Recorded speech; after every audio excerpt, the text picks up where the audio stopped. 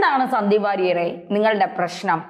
സുരേന്ദ്രൻ പോയതാണോ, രാജീവ് ചന്ദ്രശേഖർ വന്നതാണോ, അതോ BJP നന്നാവുമെന്ന ഭയമാണോ? ആക്ച്വലി എന്താ നിങ്ങളുടെ വിഷയം?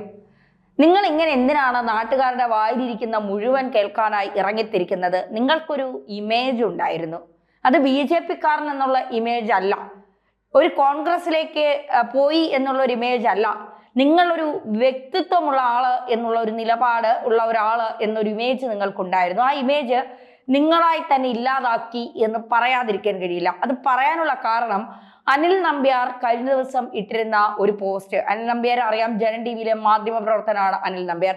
അനിൽ നമ്പ്യാരുടെ പോസ്റ്റ് സത്യത്തിൽ സന്ദീപ് വാര്യർക്ക് നന്നാവാനുള്ള ഒരു ഒറ്റമൂലിയാണ് എന്ന് പറയാതിരിക്കാൻ കഴിയില്ല. അനിൽ നമ്പ്യാർ പറയുന്നത് ഇങ്ങനെയാണ്: മുരിക്കിലോട്ട് വലിഞ്ഞു കയറാൻ തയ്യാറെടുക്കുന്ന വാര്യർ ഒന്ന് കയറിയാൽ തീരാവുന്നതേ ഉള്ളൂ ഈ ചൊറിച്ചിൽ. ഇങ്ങനെയാണ് അനിൽ നമ്പ്യാരുടെ പോസ്റ്റ്. ഇപ്പോൾ ഏഷ്യനെറ്റ് ഉടമ BJP-യെ വിലക്ക് വാങ്ങി എന്ന് പറഞ്ഞുകൊണ്ട് സന്ദീപ് വാര്യർ കഴിഞ്ഞ ദിവസം ഒരു പോസ്റ്റ് ഇട്ടു. ആ പോസ്റ്റിന് മറുപടി എന്നോണമായിരിക്കണം BJP-യുടെ ചാനലിൽ അല്ലെങ്കിൽ പിന്നെ BJP-യുമായി രാഷ്ട്രീയപരമായി ചേർന്ന് പോകുന്ന ചാനലിൽ ജോലി ചെയ്യുന്ന അനിൽ നമ്പ്യാർ ഇത്തരമൊരു പോസ്റ്റ് തയ്യാറാക്കിയത്. എന്തായാലും അനിൽ നമ്പ്യാരുടെ പോസ്റ്റ് വലിയ രീതിയിൽ ചർച്ചയാകുന്നു. നിരവധി കമന്റുകളാണ് വരുന്നത്. കോൺഗ്രസിലേക്കല്ല, കോൺഗ്രസ് എന്ന് പറഞ്ഞുകൊണ്ട് ലീഗിലേക്ക് പോയ സന്ദീപ് വാര്യർ എന്തിനാണ് BJP-യുടെ നെഞ്ചത്ത് കയറാൻ വരുന്നത്? BJP നന്നാവുകയോ നശിക്കുകയോ ചെയ്യട്ടെ, അതിന് സന്ദീപ് വാര്യർക്ക് എന്താണ്? സന്ദീപ് വാര്യർ BJP-യിൽ നിന്ന് മറ്റു പാർട്ടികളിലേക്ക് പോകാൻ കോടികൾ വാങ്ങി, CPM-ൽ നിന്ന് തന്നെ 2 കോടിയാണ് സന്ദീപ് വാര്യർ ചോദിച്ചത് എന്നൊക്കെയുള്ള ആരോപണങ്ങൾ പുറത്തു വരുന്നുണ്ട്. അത്രയ്ക്കൊന്നും ഇല്ല സന്ദീപ് വാര്യർ എന്ന് പറഞ്ഞുകൊണ്ടാണ് CPM അത് നൽകാത്തത്. അതിനുശേഷമാണ് കോൺഗ്രസ് സന്ദീപ് വാര്യരെ വിലയ്ക്ക് വാങ്ങിയതാണ്. പല സീറ്റുകളും ചോദിച്ചു. അവിടെയൊക്കെ സന്ദീപ് വാര്യർക്ക് സീറ്റ് നൽകാമെന്ന് പറഞ്ഞു. മാത്രമല്ല സന്ദീപ് വാര്യർ ഇപ്പോൾ വക്താവ് കൂടിയാണ്. ചാനൽ ചർച്ചകളിൽ വന്നിരുന്ന കോൺഗ്രസിനെ അങ്ങ് പുകഴ്ത്തുന്നതൊക്കെ കണ്ടാൽ സത്യത്തിൽ നമ്മൾ ചോദിച്ചു പോകും, അപ്പോൾ ഇതിനു മുമ്പ് നിങ്ങൾ BJP-യെ പുകഴ്ത്തിയതോ എന്ന്. അതൊക്കെ ഇരിക്കട്ടെ, ഓരോരുത്തരുടെ രാഷ്ട്രീയ നിലപാട്. ഇനി സന്ദീപ് വാര്യർക്ക് അറിയാവുന്ന കുറച്ച് കാര്യങ്ങൾ പറഞ്ഞു തരാം. അറിയാത്തതല്ല, അറിയാവുന്ന കുറച്ച് കാര്യങ്ങൾ. സുരേന്ദ്രൻ കഴിഞ്ഞ 5 വർഷം BJP-യുടെ സംസ്ഥാന അധ്യക്ഷനായിരുന്നു. കുറവുകളുണ്ട്, ഇല്ല എന്ന് പറയുന്നില്ല. നേതൃപാടവം, അണികളെ കൂടെ നിർത്താനുള്ള കഴിവില്ലായ്മ, എല്ലാവരെയും ഒരുമിച്ച് ചേർന്ന് ഗ്രൂപ്പ് കളികളില്ലാതെ എല്ലാവരെയും ഒരുമിച്ച് കൊണ്ടുപോകാനുള്ള കഴിവില്ലായ്മ ഒക്കെ സുരേന്ദ്രനുണ്ടായിരുന്നു. അത് സമ്മതിച്ചുകൊണ്ട് തന്നെയാണ് മുന്നോട്ട് പോകുന്നത്. എന്തായാലും BJP നന്നാവണമെന്ന് അവർ തീരുമാനിച്ചില്ലെങ്കിൽ അവർ അതപ്പതിച്ചുകൊണ്ടേയിരിക്കും എന്നുള്ള കാര്യത്തിൽ സംശയം വേണ്ട. അത് മനസ്സിലാക്കിക്കൊണ്ട് തന്നെയാണ് ത്രിമൂർത്തികളായ അമിത്ഷായും JP നദ്ദയും മോദിയും കൂടി ഒരു സർജിക്കൽ സ്ട്രൈക്ക് BJP സംസ്ഥാന അധ്യക്ഷന്റെ കാര്യത്തിൽ എടുത്തത്. രാജീവ് ചന്ദ്രശേഖർ ആകുമ്പോൾ ഗ്രൂപ്പ് കളികളില്ല, അദ്ദേഹത്തിന് കൃത്യമായ നിലപാടുകളുണ്ട്. ജനങ്ങൾക്കിടയിലേക്ക് ഇറങ്ങിച്ചെന്ന് കുറച്ചുകൂടി അദ്ദേഹത്തിന് കാര്യങ്ങൾ ജനങ്ങളെ പറഞ്ഞു മനസ്സിലാക്കി ബോധ്യപ്പെടുത്തി BJP-യിലേക്ക് കൊണ്ടുവരാൻ കഴിയുമെന്നൊക്കെ കേന്ദ്ര നേതൃത്വം വിശ്വസിക്കുന്നു. ഒരുപാട് വെല്ലുവിളികളുണ്ട്.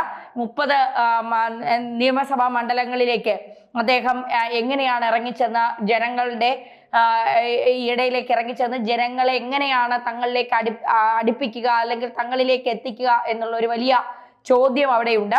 കഴിഞ്ഞ ലോക്സഭാ തിരഞ്ഞെടുപ്പിൽ 11 ഇടങ്ങളിലാണ് BJP 1-ാം സ്ഥാനം, 9 ഇടങ്ങളിൽ BJP 2-ാം സ്ഥാനമാണ്, 10 ഇടങ്ങളിൽ ക്ലോസ് 3rd ആണ് BJP. അപ്പോൾ BJP-ക്ക് 1-ാം സ്ഥാനത്ത് എത്താൻ കഴിയും.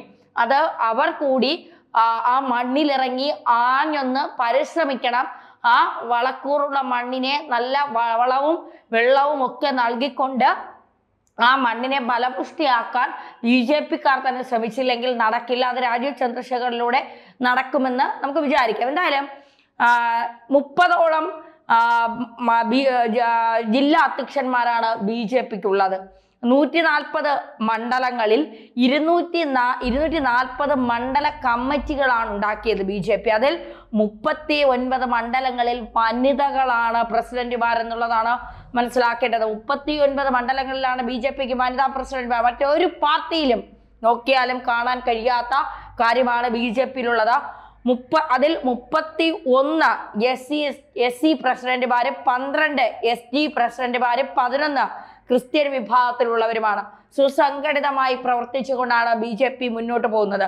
2024 സംജാതമായ ഒരു വലിയ തിരിച്ചറിവാണ് 2024 സംജാതമായ ഒരു വലിയ തിരിച്ചറിവ്.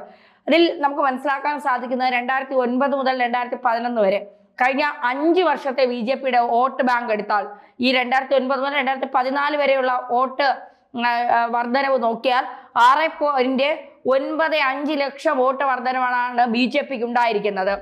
ഈ 2010 മുതൽ എടുത്താൽ BJPക്ക് 10 മുതൽ 14 വരെ എടുത്താൽ 14,74,000 വോട്ട് വർധനവാണ് BJPക്ക് ഉണ്ടായിരിക്കുന്നത്. കോൺഗ്രസിനാണെങ്കിൽ 14,13,000, CPMനാണെങ്കിൽ ഈ 5 വർഷത്തെ എടുത്താൽ 1,05,000. അപ്പോൾ BJPയെ നമ്മളിപ്പോൾ പറയുമ്പോൾ BJPക്കാരിയായി സംസാരിക്കുന്നു, മാധ്യമ പ്രവർത്തകർ ഇങ്ങനെയാണോ എന്നൊക്കെ ചോദിച്ചാൽ ചിലപ്പോൾ സത്യത്തിന്റെ മുഖം വികൃതമായിരിക്കും. അത് പറയുക തന്നെ വേണം. സന്ദീപ് വാര്യർ ഒന്ന് അറിഞ്ഞിരിക്കണം, BJP കോൺഗ്രസിനെ പോലെ ഇല്ലാതായിക്കൊണ്ടിരിക്കുന്ന ഒരു പാർട്ടിയല്ല. BJP വളർന്നുകൊണ്ടിരിക്കുന്ന ഒരു പാർട്ടിയാണ്. ഒരു 3ാം മുന്നണിയെ കേരളത്തിലെ ജനങ്ങൾ ആഗ്രഹിക്കുന്നുണ്ട്. നിങ്ങളെ അല്ലെങ്കിൽ കോൺഗ്രസിനെ ജനങ്ങൾ ആഗ്രഹിച്ചിരുന്നു എങ്കിൽ CPM 2 തവണ അധികാരത്തിൽ വരില്ലായിരുന്നു. അതാണ് ആദ്യം മനസ്സിലാക്കേണ്ടത്. BJP വീണ്ടും ഈ MP സ്ഥാനവും പിടിച്ചെടുത്ത് BJP പല സ്ഥലങ്ങളിലും വോട്ട് ഷെയറിങ്ങിന്റെ വർധനവ് ഉണ്ടാക്കിയെങ്കിൽ BJPക്ക് ഇവിടെ വളരാൻ കഴിയും. BJP വരുന്ന 10 വർഷത്തിനിടയിൽ കേരളം ഭരിക്കുന്ന തരത്തിലേക്ക് BJP വളർന്ന് പന്തലിക്കുമെന്നുള്ള കാര്യത്തിൽ സംശയം വേണ്ട. അതിന് സന്ദീപ് വാര്യർ എങ്ങനെ കിടന്ന് തിളച്ചിട്ടോ തുള്ളിയിട്ടോ ഒരു കാര്യവുമില്ല. കാരണം സന്ദീപ് വാര്യരുടെ ഇപ്പോഴത്തെ ആദി എന്ന് പറയുന്നത് സുരേന്ദ്രനും സന്ദീപ് വാര്യറും തമ്മിൽ സ്വരച്ചേർച്ച ഇല്ലായ്മ ഉണ്ടായിരുന്നു. ആ സ്വരച്ചേർച്ച ഇല്ലായ്മയാണ് സന്ദീപ് വാര്യരെ സീറ്റ് നൽകിയില്ല എന്നുള്ള കാരണം. അത് പുറത്തറിയുന്ന കാരണം എന്ത് കാരണമാണെന്ന് സന്ദീപ് വാര്യർക്ക് നന്നായി അറിയാം. അങ്ങനെയുള്ള ചില കാരണങ്ങളാൽ സന്ദീപ് വാര്യർ പാർട്ടിയിൽ നിന്ന് പുറത്തുപോയി. തനിക്ക് വെറുതെ നിന്നാൽ തനിക്ക് ഒരു വിലയും ഉണ്ടാകില്ല എന്ന് മനസ്സിലായിക്കൊണ്ടാണ് അദ്ദേഹം ഇവിടെ നിന്ന് ബംഗളൂരു പോയി ചർച്ചകൾ നടത്തി കോൺഗ്രസിലേക്ക് ചേക്കേറിയത്. കോൺഗ്രസിലെത്തിയിട്ട് സന്ദീപ് വാര്യർക്ക് കൃത്യമായ അല്ലെങ്കിൽ സന്ദീപ് വാര്യരെ വേണ്ട രീതിയിൽ കോൺഗ്രസ് ഉപയോഗിച്ചോ എന്ന് ചോദിച്ചാൽ വിളിച്ചു വരുത്തിയതിനു വേണ്ടി ഒരു വക്താവ് എന്ന് പറയുന്ന ഒരു സ്ഥാനം നൽകി സന്ദീപ് വാര്യരെ എടുത്തിരിക്കുന്നു. വരുന്ന നിയമസഭാ തിരഞ്ഞെടുപ്പിൽ സന്ദീപ് വാര്യർ ചോദിക്കുന്ന ഏതെങ്കിലും സ്ഥലം കൊടുക്കുമായിരിക്കും. ജയിക്കുമോ ജയിക്കില്ല അതൊക്കെ പിന്നീടുള്ള കാര്യം. ഇപ്പോൾ രാജീവ് ചന്ദ്രശേഖർ വരുമ്പോൾ രാജീവ് ചന്ദ്രശേഖറിന് ആരോടും ഒരു പിണക്കമില്ല. പടലപ്പിണക്കങ്ങളോ ഗ്രൂപ്പ് കളികളോ ഒന്നുമില്ലാത്ത ഒരാളാണ് രാജീവ് ചന്ദ്രശേഖർ. അദ്ദേഹം കൃത്യമായ രീതിയിൽ നിലപാടുകൾ സ്വീകരിക്കും. ജനങ്ങളുമായി വലിയ രീതിയിൽ സംവദിച്ചുകൊണ്ട് മുന്നോട്ട് പോകാൻ സാധിക്കും. മാത്രമല്ല അദ്ദേഹം കഴിഞ്ഞ തവണ ശശി തരൂരിനോടൊപ്പം മത്സരിച്ചപ്പോൾ തീരദേശ മേഖലകളിൽ വോട്ടെണ്ണി തുടങ്ങിയപ്പോഴാണ് അദ്ദേഹത്തിന് ശശി തരൂരിന്റെ പിന്നിലാവാൻ പറ്റിയത്. അപ്പോൾ അതുവരെ ശശി തരൂരിന് മുന്നിലായിരുന്ന രാജീവ് ചന്ദ്രശേഖർ തീർച്ചയായിട്ടും ജനങ്ങളോടൊപ്പം ചേർന്ന് നിന്നുകൊണ്ട് പ്രവർത്തിക്കാൻ കഴിയും. കുറെ കുറവുകൾ BJPക്കുണ്ട്. ആ കുറവുകൾ BJP തിരുത്തിയാൽ മാത്രമേ മുന്നോട്ട് വരാൻ കഴിയൂ. അത് പറയുക തന്നെ വേണം. ഒരുപാട് തിരിച്ചടികൾ നേരിടും. ആ തിരിച്ചടികളെയൊക്കെ കൃത്യമായി നേരിട്ടുകൊണ്ട് മുന്നോട്ട് പോയാൽ മാത്രമേ നന്നാവാൻ സാധിക്കൂ. സന്ദീപ് വാര്യർ കിടന്ന് ചൊറിയണ്ട, അസ്വസ്ഥപ്പെടേണ്ട, ബുദ്ധിമുട്ടണ്ട. അങ്ങനെ ഇനി എന്തെങ്കിലും അസ്വസ്ഥത തോന്നുകയോ ചൊറിച്ചിൽ അധികമാവുകയോ ചെയ്താൽ ഏതെങ്കിലും ഡോക്ടറെ കാണിച്ച് അതങ്ങ് തീർക്കൂ.